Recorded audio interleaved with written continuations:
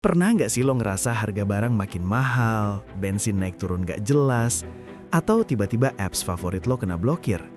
Well, itu bukan sekedar nasib buruk bro, itu namanya geopolitik. Dunia sekarang tuh lagi kayak grup WhatsApp keluarga pas lagi bahas warisan. Panas.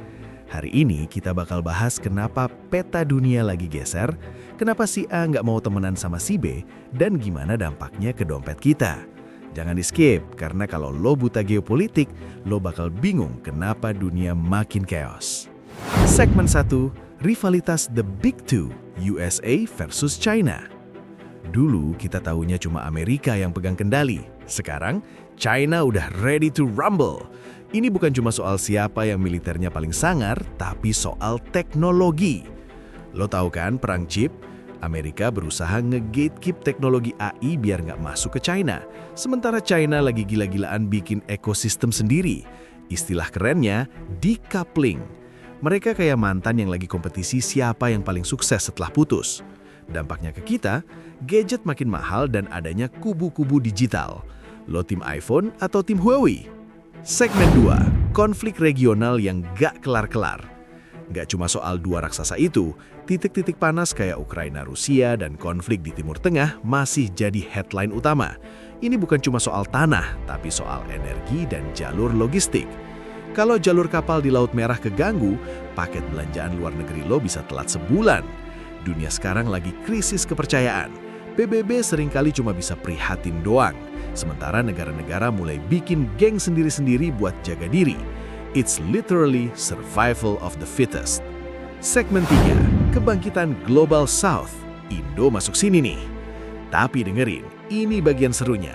Negara-negara berkembang atau yang disebut Global South, termasuk kita, Indonesia, mulai nggak mau disetir. Kita sekarang punya posisi tawar. Contohnya nih, hilirisasi nikel di Indonesia. Kita bilang ke dunia, kalau mau nikel kita, bikin pabriknya di sini, jangan cuma ambil mentahnya. Kita nggak mau cuma jadi penonton, kita mau jadi pemain. India, Brazil, dan Indonesia lagi dapat spotlight.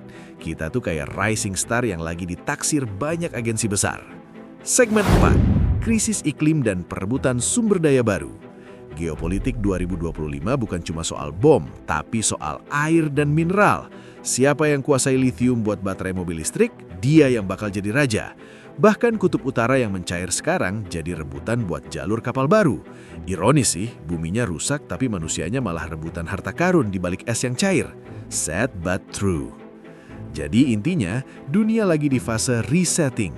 Aliansi lama mulai goyang, kekuatan baru mulai muncul.